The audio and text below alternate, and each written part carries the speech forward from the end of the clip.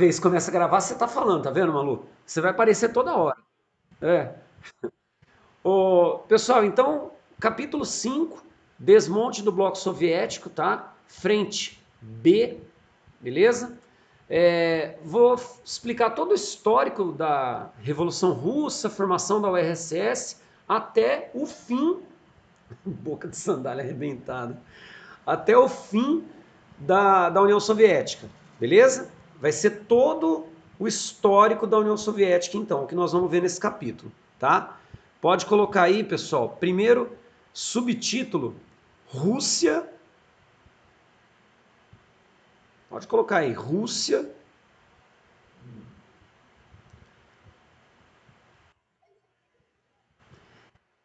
Ó, eu não colocaria, sabe por quê, Laís? Porque, por exemplo, só vai ter a letra B aqui em Iugoslávia, entendeu? E aí acabou.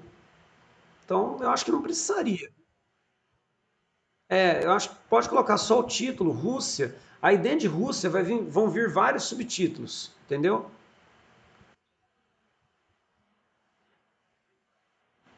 Ó, Rússia é bem mais, viu? Olha o tamanho de Rússia. Tem bastante coisa para falar, viu?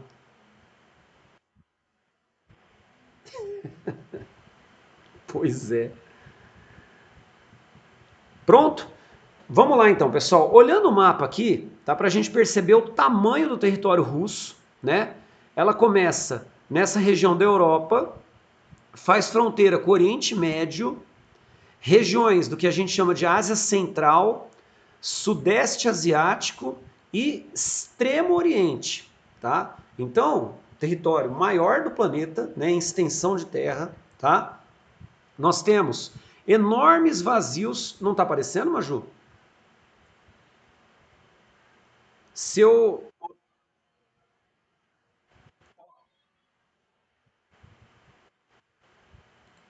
aumentei aqui, não adiantou nada, Maju. Vê se você está vendo. Nada?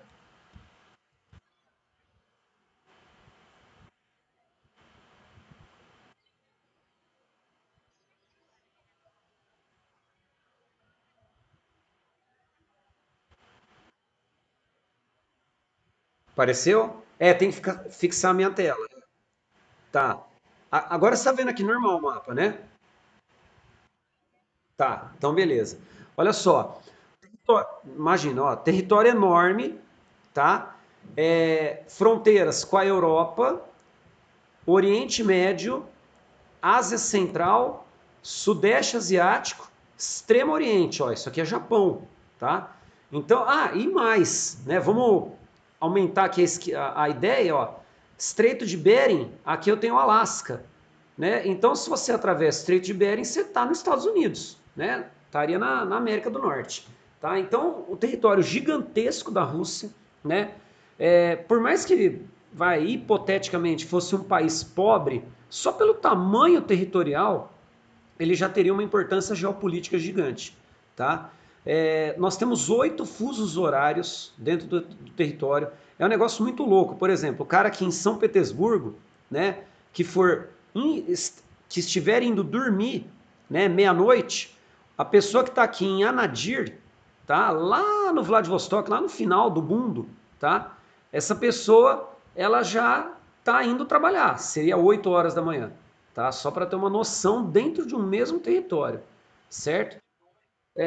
Assim, é um país cheio de é, complexidades, tá? E de particularidades, né? Coisas, muita gente até usa essa expressão, nossa, é coisa de russo. Ah, só acontece na Rússia. Ah, russo é muito louco. Dá para entender por quê, tá? É um território completamente diferente, beleza? Nós vamos ver, pessoal, desde então, a Revolução Russa até a formação da União Soviética, até o fim da União Soviética, beleza? Eu vou agora aumentar a tela aqui para vocês, certo? Tá todo mundo vendo aí minha tela? Sim? Tá. Então, ó, subtítulo: Rússia, tá? Primeiro, né, subtítulo da aula. Dentro de Rússia pode colocar Revolução Russa, tá? Dentro de Rússia.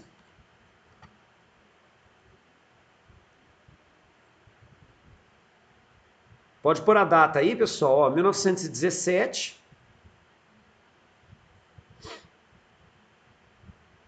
1917. E aí é interessante a gente falar da Revolução Russa para entender como era a Rússia, né, anterior à Revolução, tá?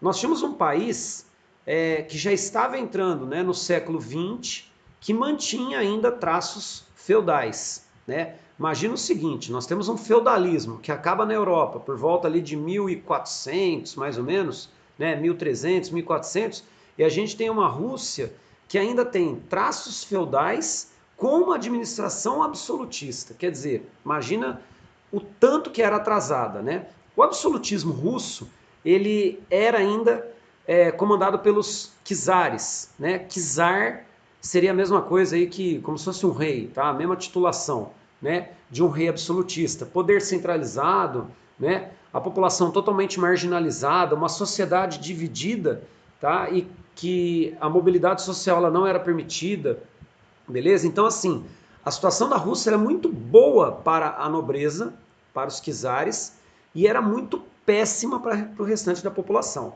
beleza? Então, a gente tem que entender esse cenário, esse contexto, para poder entender a Revolução Russa, tranquilo? Bom, entrando na Revolução, então, antecedentes, que foi o que eu acabei de falar para vocês. Pode colocar aí, primeiro item dentro de Revolução Russa, antecedentes.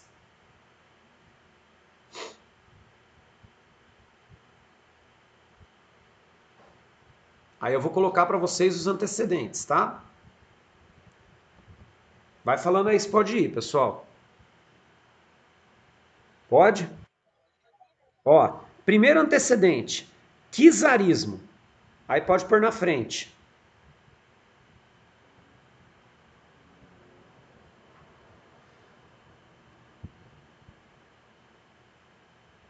Absolutismo russo. Põe o que é o czarismo, tá? Absolutismo russo.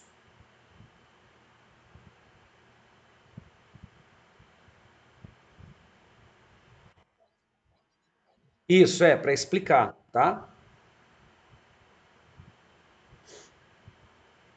Absolutismo russo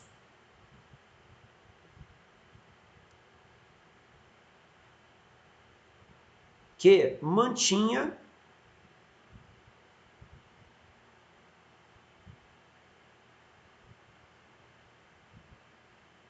que mantinha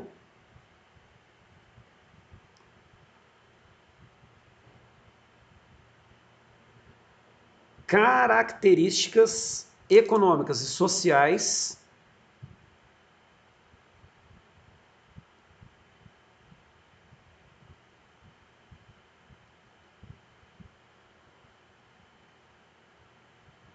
características econômicas e sociais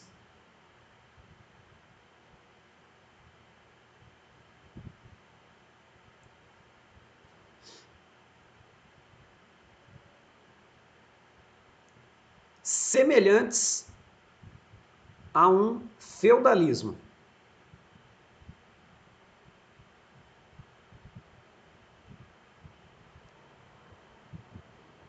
Semelhantes a um feudalismo. Pra vocês terem uma noção, pessoal, o Império Russo ele foi formado por volta lá do século XVI. O termo czar ele é adotado desde essa época, tá? Então lá do século XVI até o século XX, tá? Mais ou menos aí, pessoal, dá uns 350 anos, por aí. Beleza? É muita coisa, tá? Que foi um período, né, de absolutismo, né, uma característica feudal da Rússia. Beleza? Ele não é um termo russo, né? O termo é com T, T-Z-A-R, tá? É um termo búlgaro, tá? Lá do Império Búlgaro, só que aí é do período das invasões bárbaras, né? Eles designavam naquela época, né, os búlgaros como czar, o líder, né, que seria aí o rei, tá, da região. Então foi meio que uma apropriação, ele não é um termo russo, tá? Foi uma apropriação do termo. né? Se bem que Bulgária, Sérvia, toda essa região aí, eles são eslavos, né? O russo também é eslavo, seria aí é, uma, um banco étnico, tá? Do russo. Eles são todos aí descendentes dos eslavos, né? Então dá para entender por que, que nós temos essas apropriações desses nomes, né? Lembra que quando teve a Primeira Guerra Mundial, vocês. Em que parte vocês estão de história geral? Napoleão, sei lá? Não.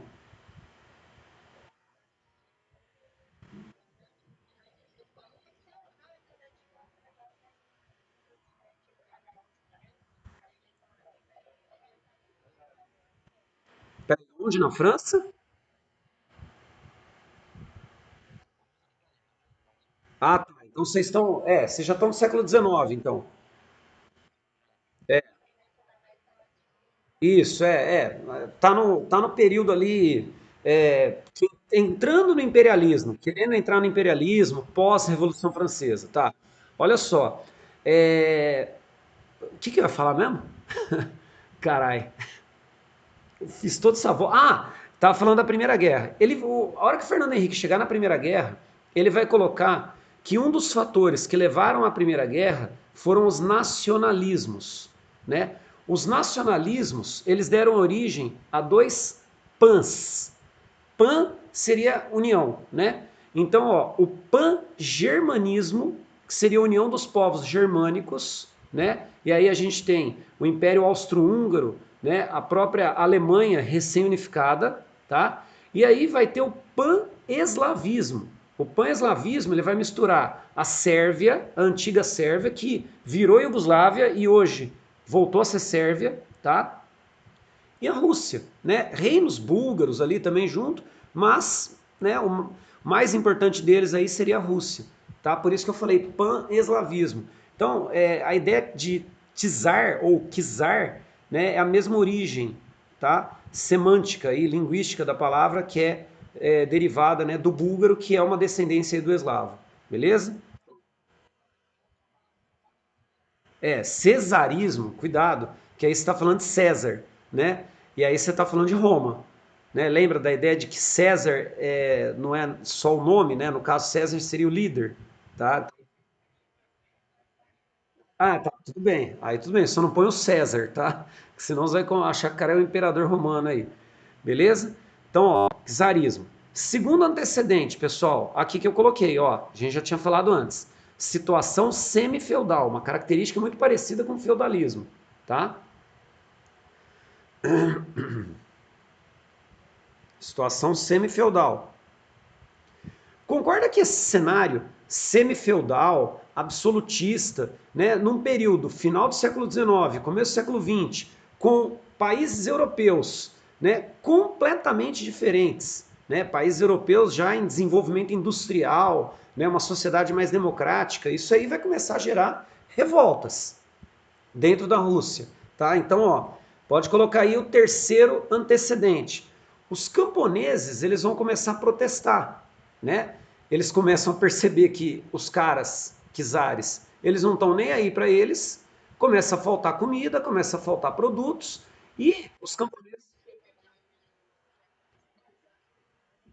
Então, Laís, não, porque eu já tinha colocado aqui no czarismo, entendeu? Que eu falei que era meio que, né, uma situação semelhante ao feudalismo, tá?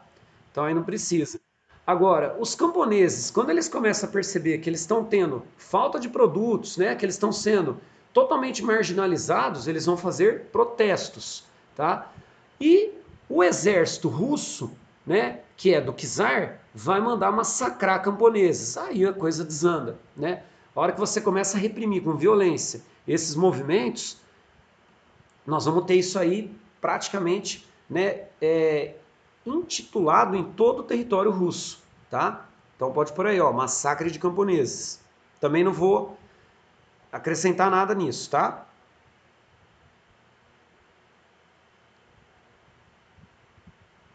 Só uma curiosidade, em 1905 nós tivemos um massacre que ficou conhecido como Domingo Sangrento, né? Não confundam, porque tem um Domingo Sangrento que ficou muito famoso, por causa da música do U2, né? Sunday, Bloody Sunday. Só que esse Domingo Sangrento do U2, ele tem a ver com uma disputa religiosa na Irlanda, né? Quando teve aí um massacre de católicos, tá? Por parte de protestantes. E aí, né, o U2 fez uma música lá, né, para homenagear esses católicos que foram mortos, tá?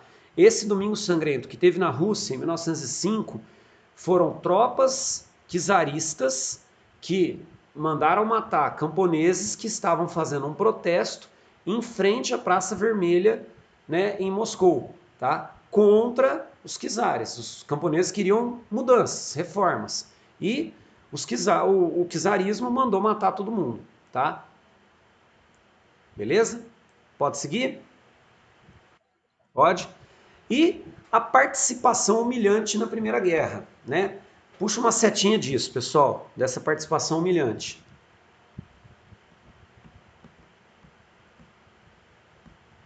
Que hora que termina essa aula?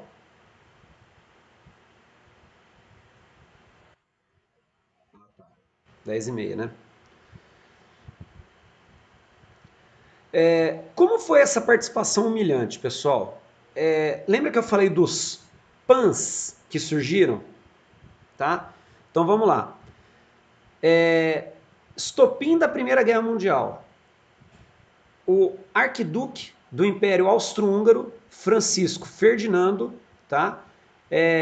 Ele vai até a Sérvia, ele vai fazer lá, né, um pronunciamento, né, vai fazer um discurso. E olha só, ele é do Império Austro-Húngaro, ele é germânico, tá? Ele vai na Sérvia, que é eslava. A ideia seria anexar a Sérvia ao território do Império Austro-Húngaro. O Império Austro-Húngaro era enorme já, né?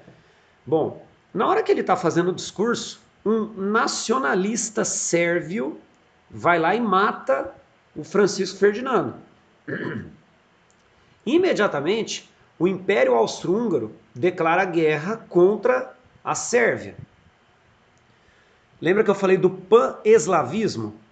A Rússia, por ser eslava, também, assim como a Sérvia, declara guerra contra o Império Austro-Húngaro, tá? E aí nós temos a Alemanha declarando guerra contra os eslavos da Rússia e da Sérvia. Paralelo a isso, né, disputas estavam acontecendo entre França e Inglaterra contra a Alemanha. E aí França e Inglaterra declaram guerra contra a Alemanha. E aí a gente tem a formação dos eixos, né? De um lado, França, Inglaterra, Rússia, do outro, Império Austro-Húngaro, Alemanha, a Itália acaba entrando no bolo, né? E até o Império Turco-Otomano entra do lado da Alemanha, tá? Bom, e aí a gente tem a Primeira Guerra. O que foi que aconteceu? Dentro da organização da Primeira Guerra, tá?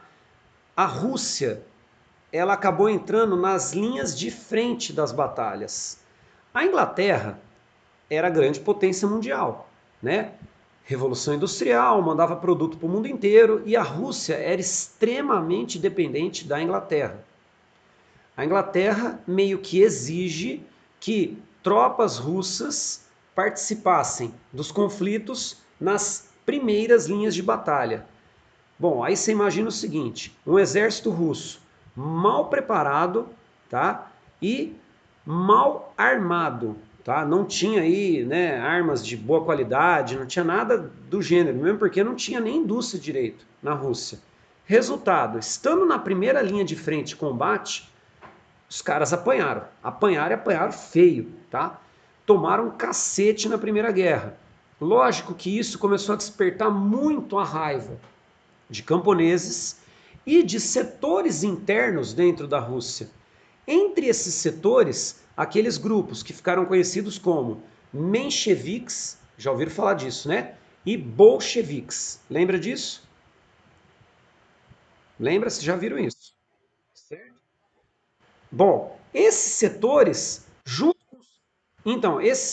junto com os camponeses, eles vão começar a organizar um processo que vai ficar conhecido como Revolução Russa, tá?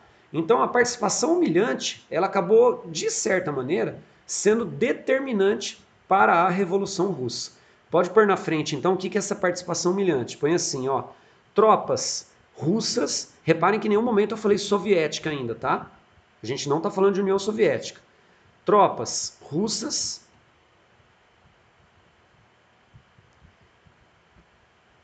entravam,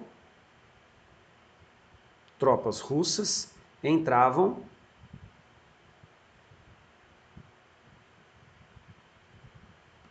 nas linhas de frente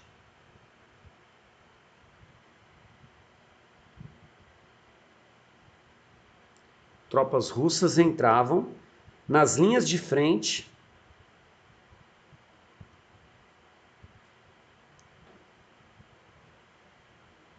e sofriam derrotas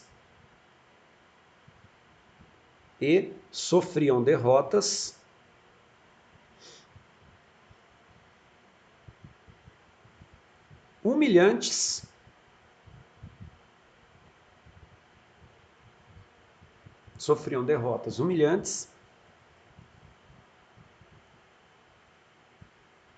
devido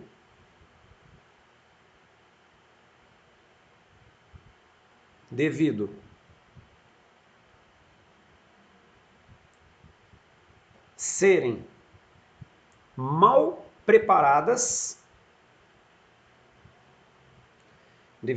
mal preparadas, e mal equipadas.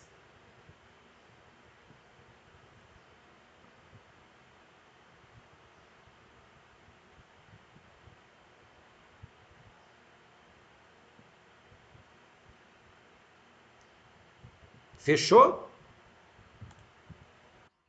Oi? Desmonte, porque é assim, você tem, ó, a gente está falando de Rússia, tá? E aí nós vamos chegar na formação da União Soviética.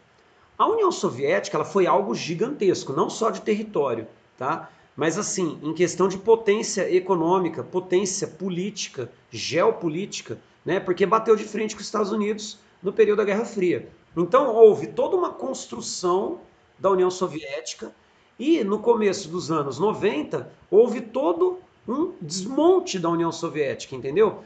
Tudo aquilo que foi formado, acabou, não existe mais, certo? Tipo, foi um país que foi criado, que virou uma das maiores potências do mundo e que de repente não existe mais. Por isso o título, entendeu? Beleza. Pode seguir, gente? Pode? Ó, pessoal, aí a Revolução Russa, lembra que eu falei dos mencheviques e bolcheviques? A Revolução Russa acabou se dividindo em duas fases, tá? A primeira fase, pessoal, pode colocar aí, ó, fevereiro, ó, de 17, hein? De 1917, tá?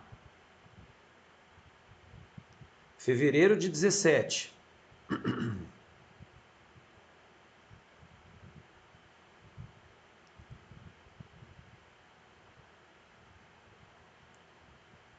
Essa primeira fase ela foi caracterizada, ó, pela derrubada do czarismo, tá? Acabou o regime semifeudal absolutista deles, tá? Derrubaram a família real.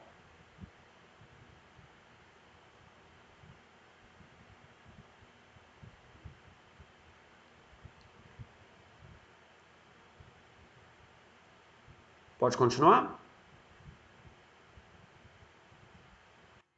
Oi, fala.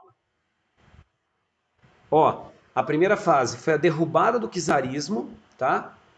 É o fim do absolutismo, né, russo, tá? Desse regime semifeudal.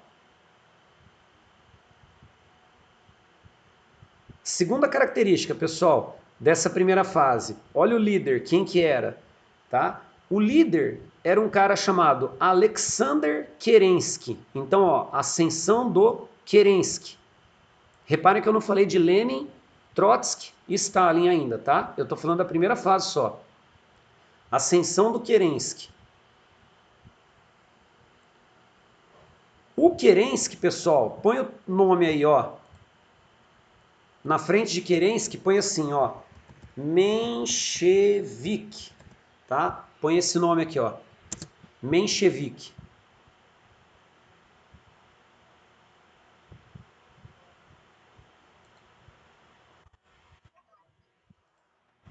Kerensky, ó, Menchevique já viram, né? Ó, Kerensky tá aqui, pessoal.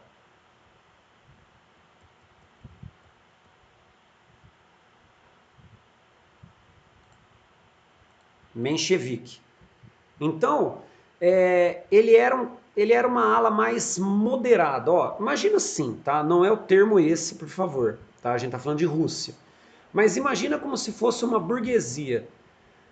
Os mencheviques seriam a alta burguesia e os bolcheviques seriam a baixa burguesia. Ó, eu tô só fazendo uma analogia, não era burguesia, tá? É só para vocês entenderem.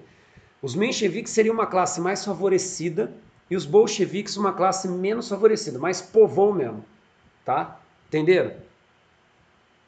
Certo? O Kerensky ele era dessa ala, tá? Então ele era mais moderado. Como ele era mais moderado, olha só, não tira a Rússia da Primeira Guerra Mundial, tá? Por que ele não tirou a Rússia da Primeira Guerra? Ele tinha um pouco de receio. Que se ele tirasse a Rússia da Primeira Guerra, a Inglaterra desse um pé na bunda da Rússia. E a Inglaterra mandava praticamente na Rússia. A Rússia era muito dependente da Inglaterra. Então, ele ficou naquela, putz, eu acho que eu não vou conseguir bater de frente com a Inglaterra. Então, vou manter a Rússia na Primeira Guerra. Sabe? Meio que no medo, meio que no receio disso. Entenderam? Por isso que manteve a Rússia na Primeira Guerra, tá? Houve a derrubada, sim, tá? Adeus, acabou czar, tá? Só que não tirou a Rússia da guerra, beleza? Essa foi a primeira fase. Pode seguir? Espera aí.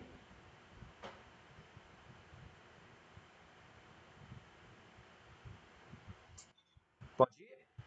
Ó, é, nesse contexto, vão surgir então os líderes bolcheviques, que vão começar a questionar o Kerensky, falar, ó oh, filhão, e aí? Ó, tirou o czar, mas espera aí, e a Rússia? Não, é para sair da Primeira Guerra. A gente não quer nenhuma relação mais com a Inglaterra. A gente quer tocar o barco sozinho. E aí vão surgir a liderança, né, do Lenin, as lideranças, né, do Lenin, do Trotsky e do Stalin. Entre eles, o Lenin vai ser o cara mais representativo. É esse maluco aqui, ó. Esse é o Lenin.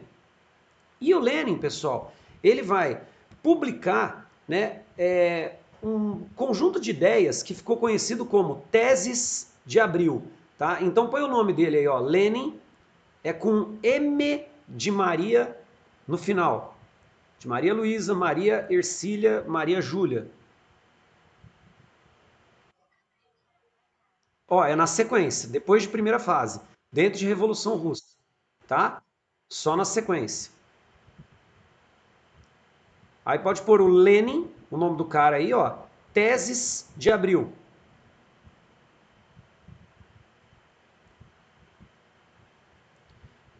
Vocês vão pôr assim, ó, terra, põe um tracinho na frente, paz, põe um tracinho na frente, pão, põe outro tracinho na frente. Vai ser só um negocinho que vai escrever na frente. E paramos por aí.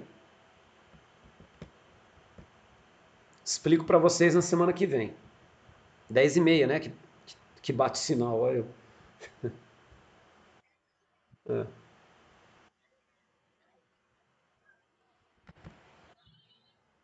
Ixi. Isso aí foi o sinal da Maria Luísa. Realmente a Maria Luísa não está bem.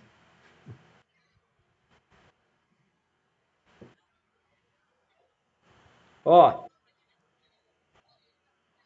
boca de vitrola.